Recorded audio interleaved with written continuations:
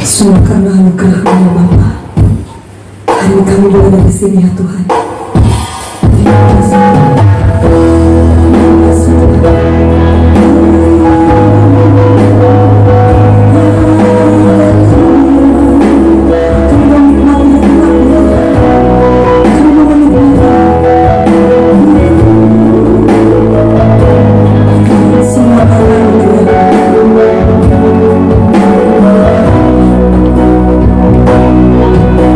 Seakan-akan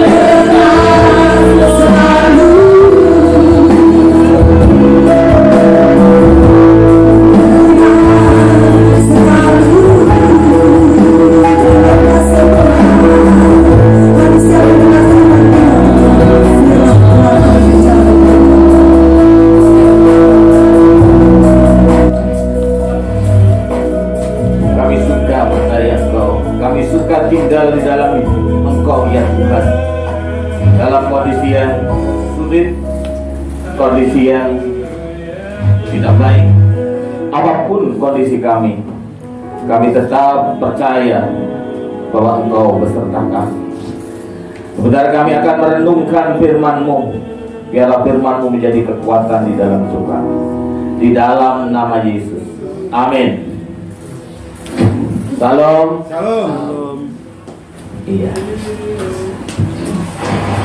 Sebelum firman Tuhan, saya menyambut kedatangan saudara yang bernama, kalau nggak salah, Bapak Iwan, ya. Kalau salah namanya protes ke inti, ya. Namanya Pak Iwan. Iwan itu artinya imannya menawan. Amin. Oh iya, atau imannya itu wangi, jadi menghadapi apapun dengan iman di dalam Yesus itu pasti berani, ya. Saudara-saudara yang dikasih Tuhan Yesus, firman Tuhan pagi ini saya beri tema mengevaluasi diri. Ini penting. Bagaimana hidup kita ini harus bisa mengevaluasi diri, mengintrospeksi diri, ya. Manakala ada hal-hal yang kurang berkenan di hadapan Tuhan. Kita akan belajar firman Tuhan di dalam kitab Hagai, ya. Saya akan membacakan buat saudara-saudara sekalian Hagai pasal 1 ayat 5 sampai 7.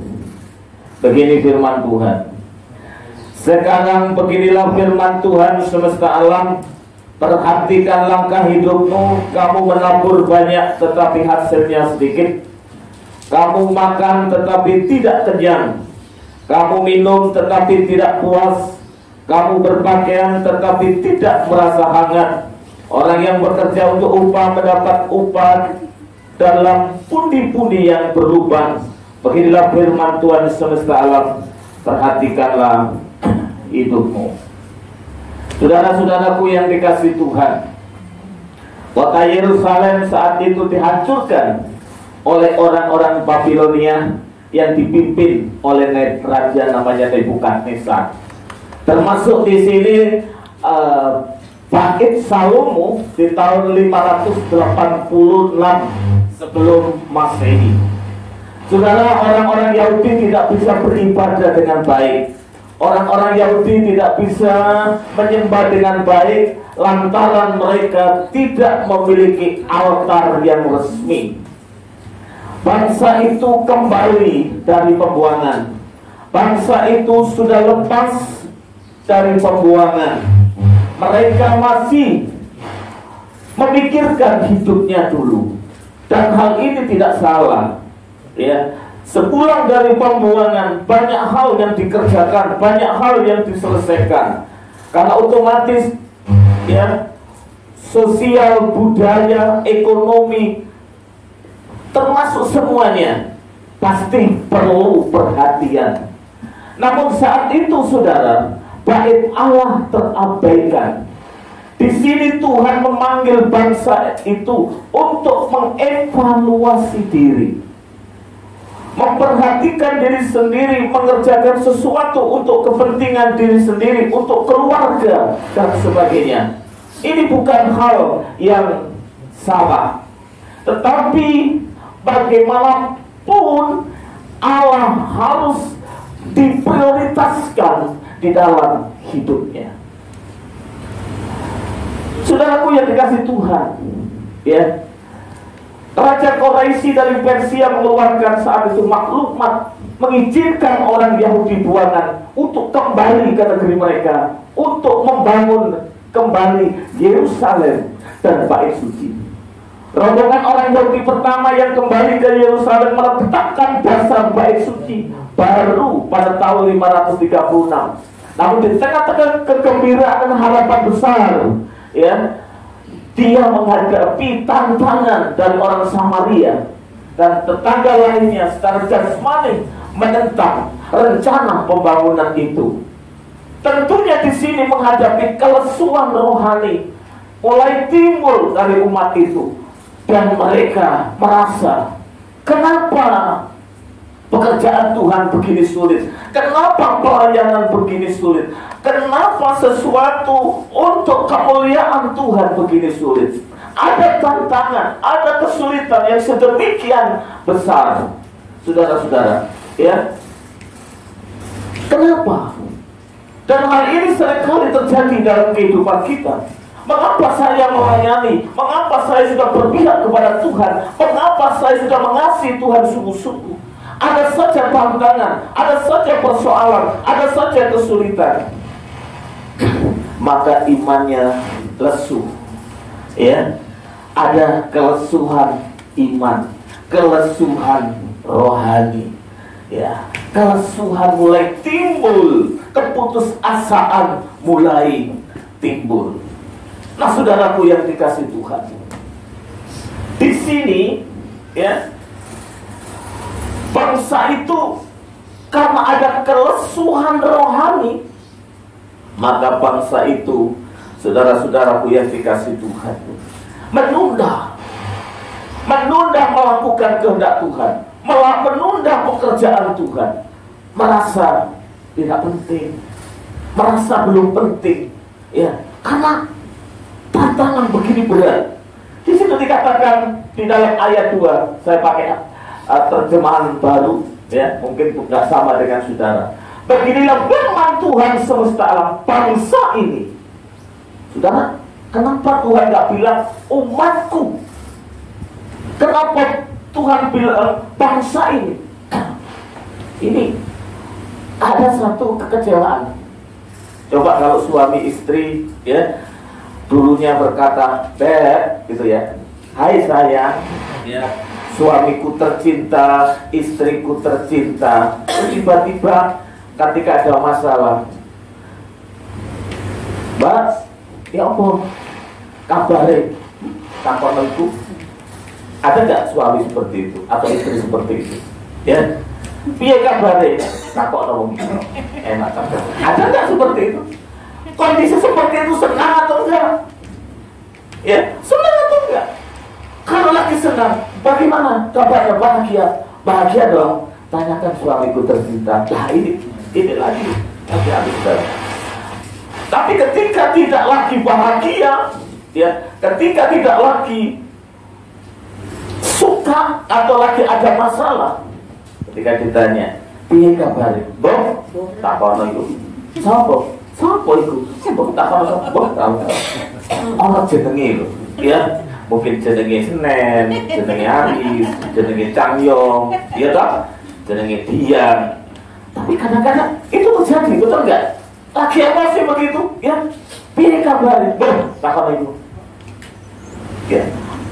Kemungkinan Tuhan hari itu juga begitu. Beginilah firman Tuhan semesta alam, bangsa ini. Kenapa gak bilang umatku?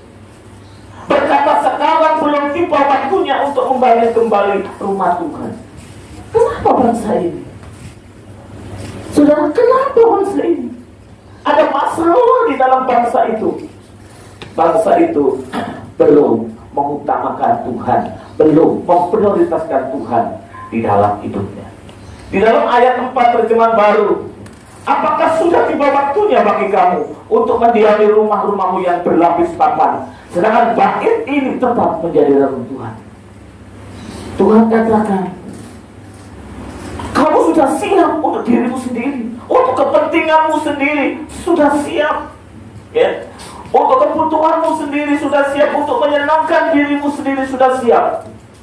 Bukan berarti salah, ya, ketika kita memikirkan diri kita sendiri. Bukan berarti salah bangsa itu saat keluar dari pembuangan, terus bangsa itu memikirkan, rumah ini lama tidak saya huni, maka saya renovasi. Saya harus menyapu dulu, saya harus bentuk yang baik dulu. Ini pekerjaanku hilang gara-gara pembuangan itu, maka saya harus cari pekerjaan yang baik. Saya harus membangun ekonomiku, membangun semuanya supaya ada kebahagiaan di dalam keluarga. Salah? Tidak. Tetapi yang menjadi salah adalah bangsa itu sudah tidak lagi memprioritaskan bagi Tuhan, karena dia berkata, waktunya belum tiba. Untuk Tuhan belum ada waktu. Ya, untuk Tuhan belum ada waktu, tetapi untuk diri sendiri banyak waktu. Ya, banyak orang seperti ini. Ya, ibadah saja belum ada waktu, persekutuan aja belum ada waktu. Tapi untuk diri sendiri, untuk kepentingan diri sendiri, untuk kesenangan diri sendiri, tersedia banyak waktu. Saudara, jangan sampai Tuhan berkata bangsa ini, ya, karena Tuhan lagi marah dengan bangsa itu. Bangsa ini, kenapa gak berkata, kenapa bukan umatku? Ya, hatinya kecewa. Tuhan tidak berkenan dengan bangsa itu. Sampai berkata, bangsa ini. Wow, ini belum tentu Tuhan, saudara. Kalau dalam kehidupan rumah tangga kan begitu, ya, bangsa ini, ya, takut mengku loh, gitu.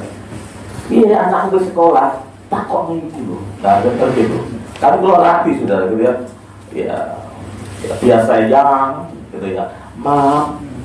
Manis, ya, cantik, gitu. Manis, buat kucing gitu. Gitu. Tapi kalau sudah banyak masalah lain, nama pun lupa. Saudaraku yang dikasih Tuhan, jangan menunda. Tuhan itu sama sekali tidak berkenan di saat kita menunda-nunda apa yang bisa kita berikan kepada Tuhan. Di situ tadi dikatakan apa?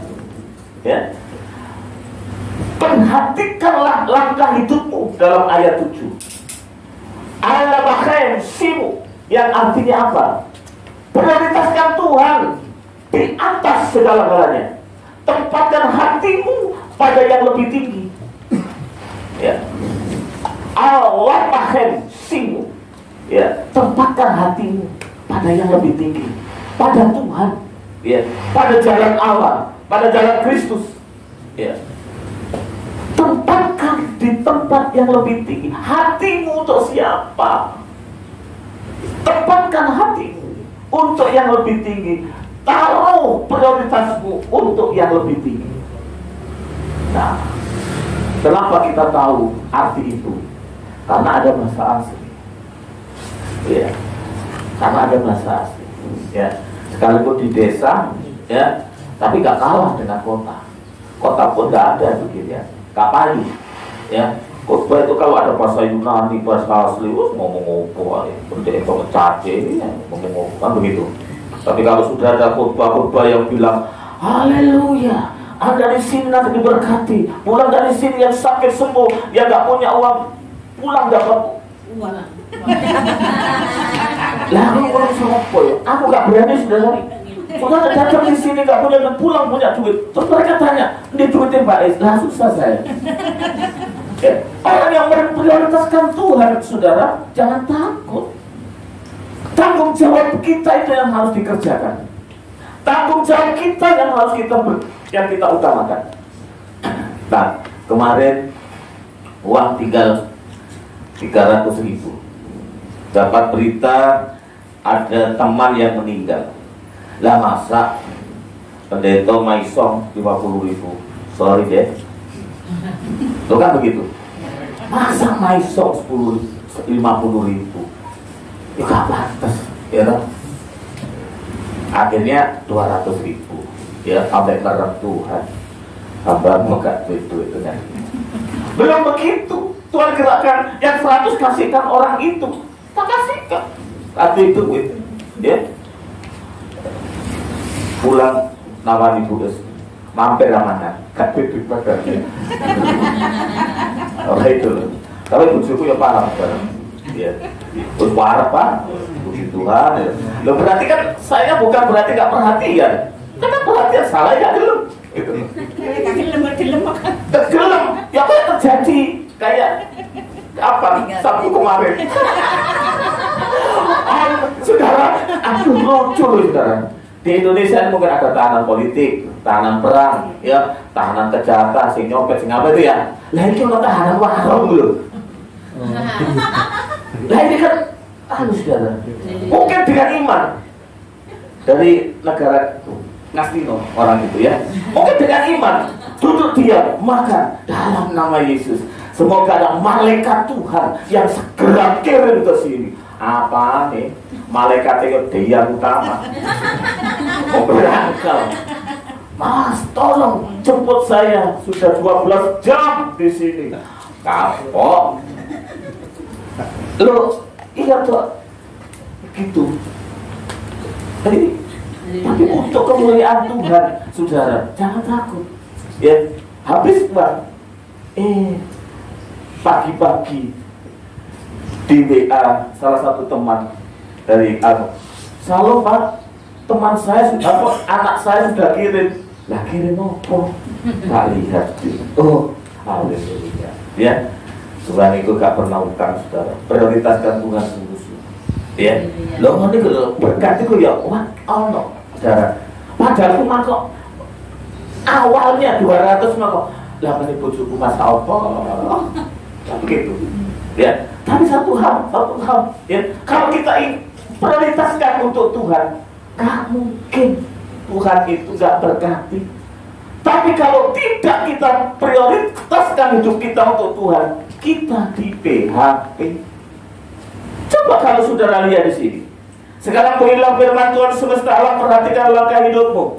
Kamu menabur banyak, tetapi hasilnya sedikit. Kamu makan, tetapi tidak kenyang. Kamu minum, tetapi tidak puas. Kamu berpakaian, tapi tidak hangat. Orang yang bekerja untuk upah mendapat upah dalam pundi-pundi yang berubah. Oleh duit, saudara, cari duit dengan cari berkat kita. Kalau cari duit nggak perlu Tuhan, oleh duit. Ya. Tapi kalau cari berkat harus cari Tuhan. Kalau cari duit dapat duit. Kalau duit itu tidak diberkati, ya seperti itu yang terjadi.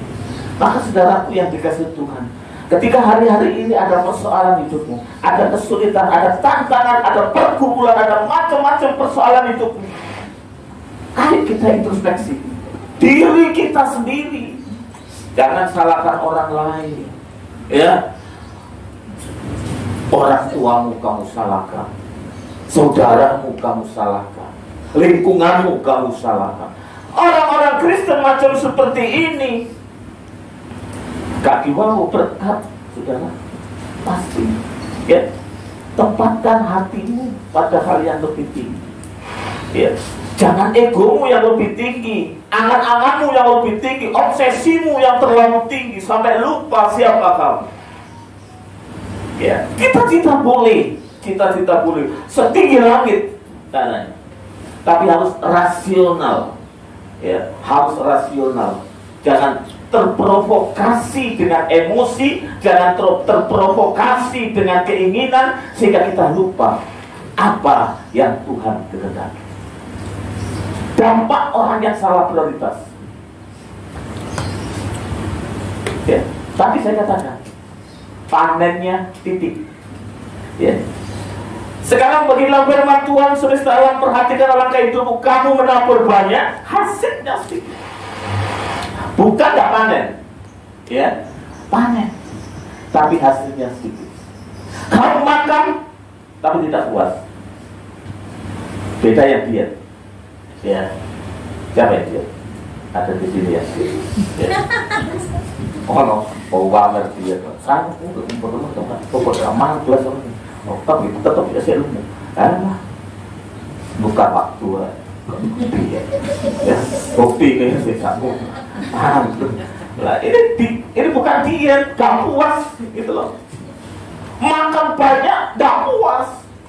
Oleh-oleh cuma geragas, rakus, saudara. Hidupnya gak pernah dipuaskan dengan hasilnya. Iya. Minum gak puas, gak menyegarkan. Dan juga seperti kantong bolong berkatmu, uangmu banyak, tapi bolong. Nanti ya Imam. Padahal kebutuhannya nggak seberapa. Tapi kantong bolong, saudara. Kalau dihitung-hitung, iya ya. Kebutuhanmu kok segini, oleh kok kayak sakmene. Ya. Kok kurang ya? begitu.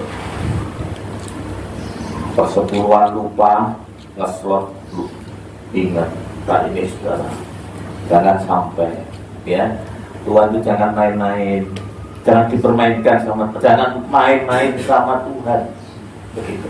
Hidup ini jangan main-main. Katanya siapa? Ruth Grace begini, hidup ini Pak kayak adonan. Adonan itu kalau salah mungkin adonannya bantet, ya.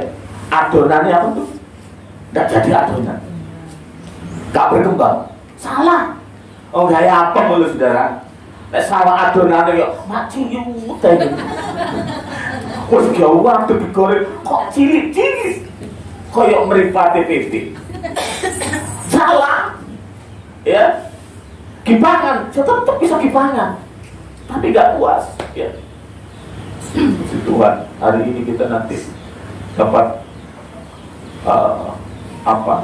hasil adonan yang tidak, ya. Hasil adonan yang berhasil ini hidup ini. Terus bentuknya api, saudara tak coba, masya Allah, segala yang ini terasa roti beluran, ya. Ini hasil roti beluran, saudara-saudara dikasih Tuhan. Jangan lupa kalau ke beluran, hadir lagi Elma Bakri. Jadi kan masuk YouTube pula, jadi saudara, jadi apa?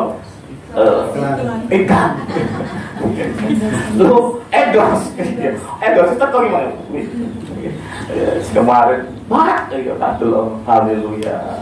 Boleh kasih satu roti kau gede-gede. Ya, oh BKS apa sih gak enak, itu lah. Roti untuk mono tuh. Berorang. Di sini anak gereja sing oleh roti dino itu kok berorang. Kawan anak BKS. Itu bukan roti yang gagal, enggak. Roti lagi banter itu loh, enggak. Salah adonan, enggak. Tidak dinikmati.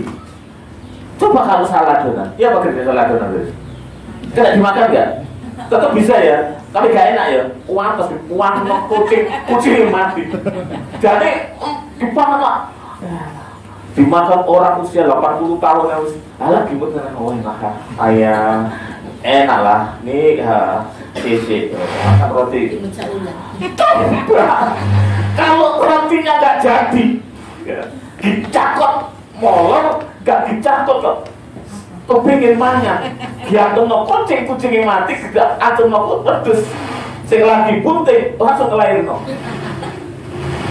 Nah saudara, nggak enak, hidup juga begitu. Kalau hidup kita main-main, ya, ketok menungsan itu, ketok belum itu, tapi nggak ada dampak sekalipun.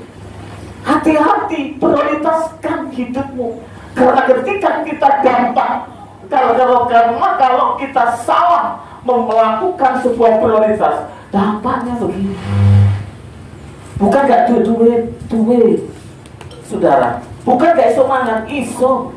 Bukan gak iso ngombe, iso. Ya, bukan gak punya penghasilan, dapat. Tapi ketika engkau salah prioritas, engkau mengalami sesuatu yang susah.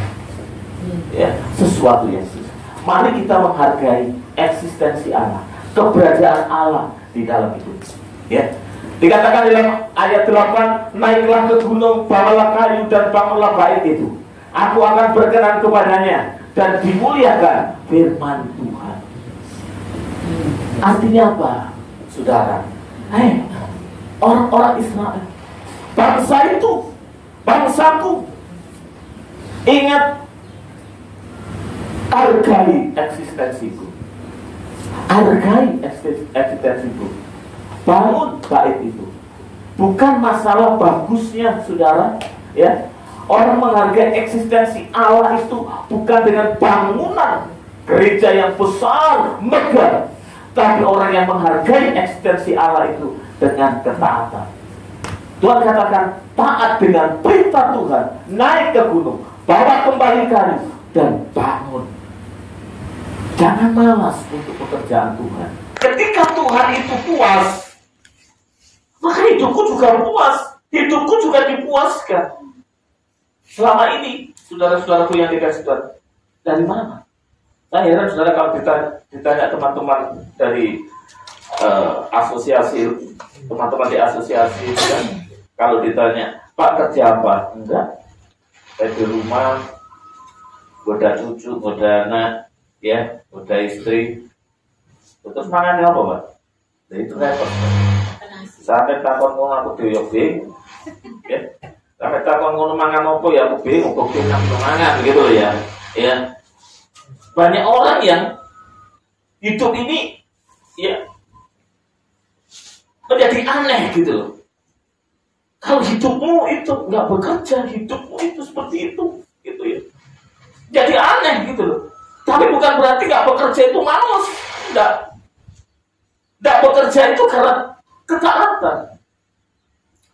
Lalu saya mencoba untuk bekerja. Dulu ada produk MLM minuman, ya saudara. Saya ikut dalam waktu itu. Ya, kita daftarkan Eli pada waktu Eli kerja di sentral. Oh, dapat banyak. Nah, satu dus saja berarti 20.000. Kadang laku 10, kadang laku 20. Wah, belum dapat kaki-kakinya itu. Wah, lumayan. Ya, buat tambah-tambahan hidup. Itu manusia. Nggak tahunya apa, saudara? Banner yang saya tancapkan di luar rumah. Dilempit sampai Tuhan. Kok ya gak sobek itu paku? Ya apa caranya itu Tuhan itu luar biasa. Apa caranya nyuwek paku itu loh. Padahal tak matikan. Ya, tak paten begitu. Supaya gak kena angin dan gak ada sobek. Saya cuma taat aja. Wis Tuhan, aku gak kerja. Ya wis. Gitu.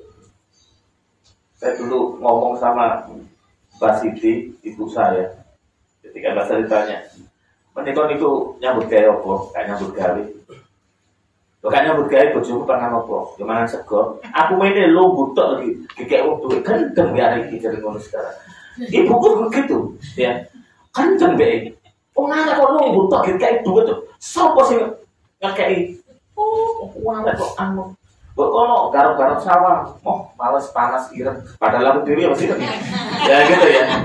Saya dulu bokong, saudara. Kalau ke sawah itu ngomong, kok ngalor akhir lu kidul, kiparannya itu akhirnya ngalor. Bapak itu bingung, caranya uber-uberan ini sawah gak mari-mari, jawar nobis, bukan nguras pun dalam iwak gak ngurusi. Loh, tapi ya anu kreator hari ini saudara, ya harus begini nih. Tapi prinsip saya, bagaimana saya bisa taat sama Tuhan itu aja. Karena saya menghargai adanya eksistensi Tuhan di dalam hidup saya. Di dalam rumah tangga saya. Ada eksistensi Tuhan. Ada keberadaan Tuhan yang ada di situ. Saya belajar taat. Sekalipun dalam kekurangan. Ya. Saya belajar taat. Saudara, ada kurir yang ngantar pesanan. Suatu hari itu kembali itu 10.000. Dalam hati saya ini kasihkan uang itu 10.000.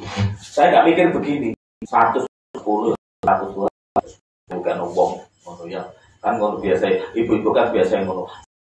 Saya bilang saya 10.000 1.000 bukan kalau saya kata itu kata dia aku biasa ya dari mana pun itu PKS kono kok kau gak ono.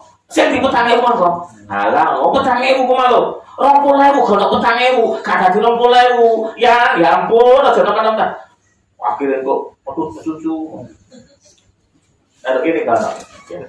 Belas ada jadi wong PKS ku wong ibu-ibu itu anti cucu. Anti gitu loh ya. Makanya hidupnya diberkati. Mana sih jemaatku yang enggak gemuk? Semuanya gemuk kecuali dia. Lo kabeh gemuk-gemuk. Gemuk kabeh gitu ya. Itu. Oh, bener mau kono. Ene bersih imbang. Ngomong so imbang.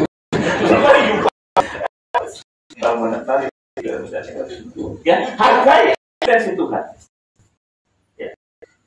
Ya. Jangan terjebak dengan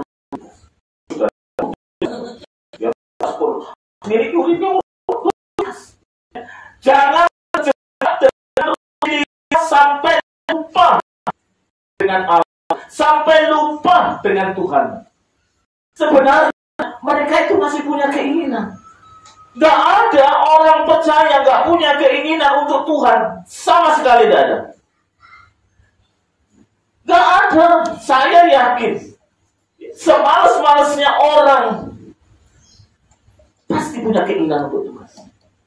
Tapi masalahnya, saudara-saudaraku yang dikasih Tuhan, ya, roh memang berniat baik, tapi tabiat manusia. Ya. Roh Kudus ini memiliki niat baik. Roh itu kuat, daging. Akhirnya apa? Terjebak dengan rutinitas, saudara. Terjebak dengan rutinitas. Masalah kita melakukan rutinitas itu nggak salah bekerja, nggak salah banting tulang untuk keluarga dan untuk orang-orang yang kita kasih. Sama sekali tidak salah. Saya yakin mereka masih punya keinginan untuk membangun bait itu. Tapi mereka terjebak dengan urusan kehidupan sehari-hari, dipusingkan dengan urusan kehidupan sehari-hari, dikhawatirkan. Khawatir ini, khawatir itu. Kalau ini terjadi, saudara-saudara yang dikasih Tuhan, ya, maka hidup kita akan kecewa. Tuhan gak mungkin gak berkati. Tuhan gak mungkin gak ngasih rezeki bagi kita. Tapi ketika hidup kita tidak lagi untuk Tuhan, ya, di situ akan bermasalah. Ada dampak-dampak tadi, ya, ada dampak-dampak tadi. Hasilnya kurang, ya, seperti gaji upah yang kita terima, seperti kantong bolong. Ya, bahasa PKS cuma lewat toh. Kadang-kadang gak sempat ngitung, ya, langsung kan, gajian lalu ditransfer cicilan niko itu PLN, saya kira apa lewat MBN bisa, listrik, PJAM, alah iya, iki biyen utang arek iku mau utang selot papat, iki iki utang maneh, entek lho, gak sempat gitu. Iya, saya nggak pernah ngitung, saudara. Betul, saya nggak pernah ngitung. Saja ini apa yang saya suka, selama itu kehendak Tuhan, saya lakukan. Ya, selama itu saya senang, saya punya uang tak beli. Loh, betul, ya.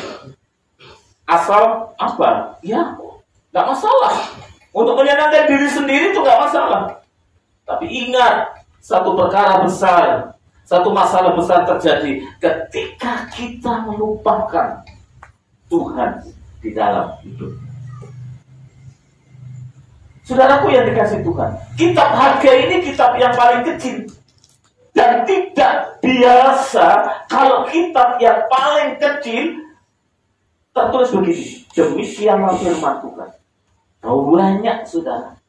Demikianlah firman Tuhan. Demikianlah firman Tuhan. Demikianlah firman Tuhan. Demikianlah. Tidak seperti ini biasanya.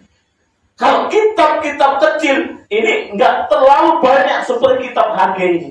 Tapi kitab Hagai ini menulis demikian banyak. Demikianlah firman Tuhan. Demikianlah firman Tuhan. Demikianlah firman. Kenapa? Ya. Karena Hagai ingin menarik perhatian bangsa itu untuk ke satu titik, yaitu apa?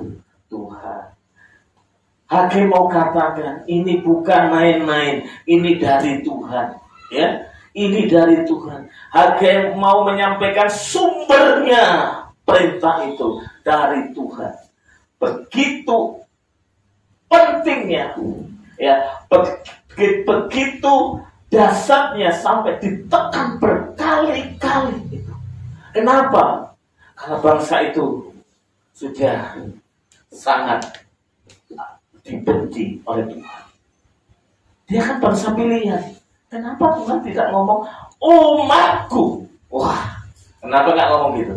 Ya, terjemahan apapun tak cari, bukan salah terjemahan, tetapi memang faktanya dituliskan seperti bangsa ini. Tuhan lagi tidak suka, tak berkenan.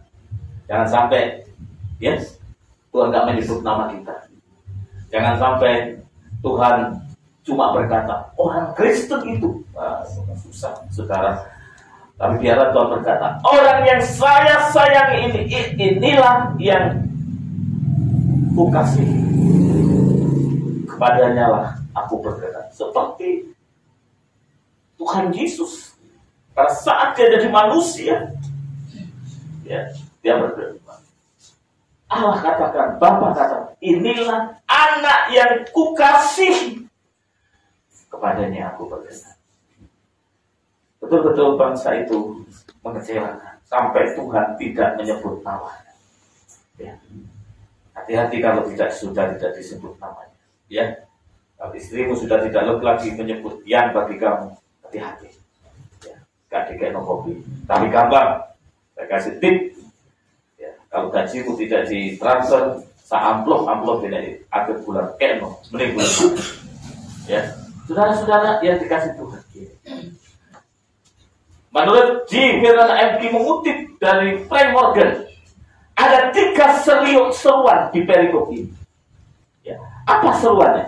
1. Seruan ke dalam pikiran. Terlena dengan zona nyaman. Bangsa itu terlena dengan zona nyaman. Kenapa terlena dengan zona nyaman? Dia sudah keluar dari pembuangan. Artinya apa? Apa sih? Segi pikir romane. Awak diris metu toko pembuangan, terlena dengan zona nyaman. Berapa banyak dari kita yang terlena dengan zona nyaman? Dulunya susah, dulunya menderita, dulunya banyak masalah. Ketika diberkati Tuhan, hati-hati. Pikiran kita seringkali terlampau terikat atau terlampau senang di zona nyaman sampai lupa perintah Tuhan. Seruan ke dalam pikiran. Hati-hati dengan pikiran kita, ya. Seruan ke hati, pertimbangkan jalanmu. Ya.